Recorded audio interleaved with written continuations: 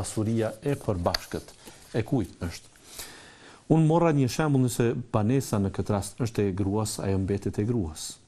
Çka është fjala nëse banesa është e gruas? Si ka mundësi banesa të jetë e gruas? Po. Gruaja në Islam ka të drejtë të ketë pasuri të vetën. Gruaja në Islam ka të drejtë të trashëgojë pasuri. Dhe në një mënyrë apo tjetër ajo ka banesën e vet. Në një mënyrë apo tjetër burri i saj me marrëveshje me të banojnë në atë banesë. Dhe një ditë prej ditëve ndahen ata. A ka të drejtë pra burrit i thot dil prej shtëpisë në këtë rast prej banesës? Ndalja e tyre, shkurorzimi i tyre nën kupton që burri të del nga ajo shtëpi dhe asgjë nga ajo banesë, asgjë të keqe këtu nuk ka. Sepse ai ka qenë me të dhe për shkak të bashkëshortësisë kanë jetuar bashk, ka paguar qira apo kanë ndajt pa mjete, pa parë. Ajo është çështje tërësisht e thjeshtë. Por nëse nuk janë në marrëdhënie bashkëshortore tashmë, ai del nga ajo banesë dhe është absurde të pyetet se kujt i takon banesa kur ajo ka qenë e gruas. E edhe në formë tjetër ta marr. Gruaja ka pasur banesën e vet. Pra, qoftë e ka bler më herët, qoftë e ka trashëguar nga dikush. Dhe ka qenë e martuar me një burr i cili poshtu ka shtëpinë apo banesën e vet. Nëse ajo pra ka jetuar me burrin në shtëpinë e burrit, se burri është i obliguar për të siguruar vendbanimin. Banesa e saj ka mund të jetë me qira, ka mund të jetë boshe, s'është më rëndësi. Në momentet nëse ka qenë me qira vlen të përmendet, qiraja, pra ajo që fitohet prej asaj banese ekskluzivisht i takon gruas dhe i nuk është e përbashkët as pak. Dhe në momentin kur ata ndahen, a do të ishte e diskutueshme se kujt i takon banesa e asaj gruaje? Sigurisht se jo.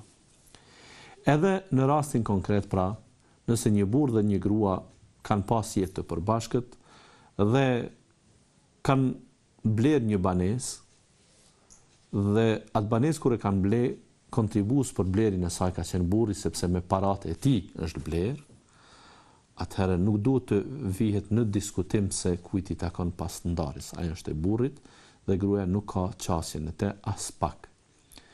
Por duhet të kemi kujdes në raste të tjera nëse gruaja punon. Nëse gruaja në fakt angazhohet për ndërtimin e një shtëpie apo ndoshta të blerë një banesë. Duhet të kemi kujdes në këto raste. Këto janë të ndërlikuara ose janë të krijojnë probleme sidomos në rast të ndarjes. Do të marrim shembull.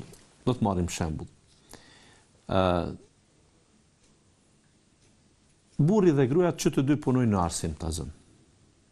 Dhe kanë një pagë prej 400 eurove që të dy.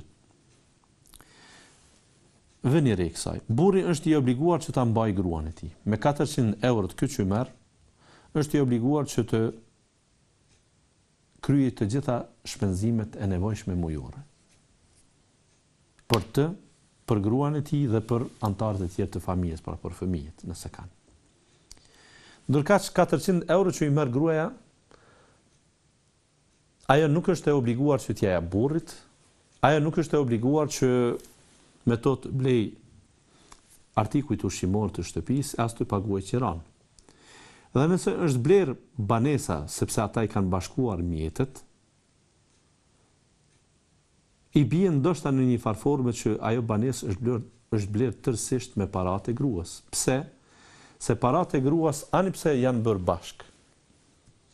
Obligimi për mirëmbajtjen e familjes në aspektin e ushqimit dhe veshmbatjes kanë qenë të burrit, ndërkaq paratë tjera të mbetura pra kanë qenë të gruas. Kësaj mund të konstatojmë lirisht se një banesë e tillë, nëse ta zëm pra, si për shembull që morëm, është paguar në rata çdo muaj nga 400 euro që i bie, pra ka shku paga e pastërt e gruas, atëherë në fund do të rezulton se ajo banesë i takon gruas.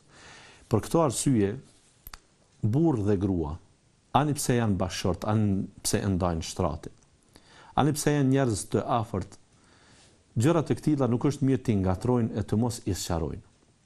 Unë e di se nga raportet e mira që kanë bashkëshortët gruaja ja fal pagën, ka rast të shumta që ja fal pagën dhe nuk dëshiron që të komentohet se e kujt është ajo pagë. Madje ajo është edhe falendëruese që burri i ka dhënë leje asaj që të dalë dhe të punojë. Pra, mund të ketë koordinim të tillë, mund të ketë harmonizim të tillë të raporteve dhe të mos kuptohet asnjëherë se ato para janë të ndara ose kësaj. Por megjithatë duhet të sqarojnë ata këto çështje, sepse gruaja mund t'ia fal ato para burrit, por në rast të ndarjes dhe në bazë të asaj falje të parave, pra, ky ka bler një banesë. E ka kry obligimin ndaj banesës. Zoti na ruajt, ata mund të ndahen tash, gruaja mund të ketë dëshirë që ta rikthejë atë banesë, sepse thot mundi im, paratë e mia gjatë tërë kohës kanë shkuar në atë banesë dhe ajo më takon mua.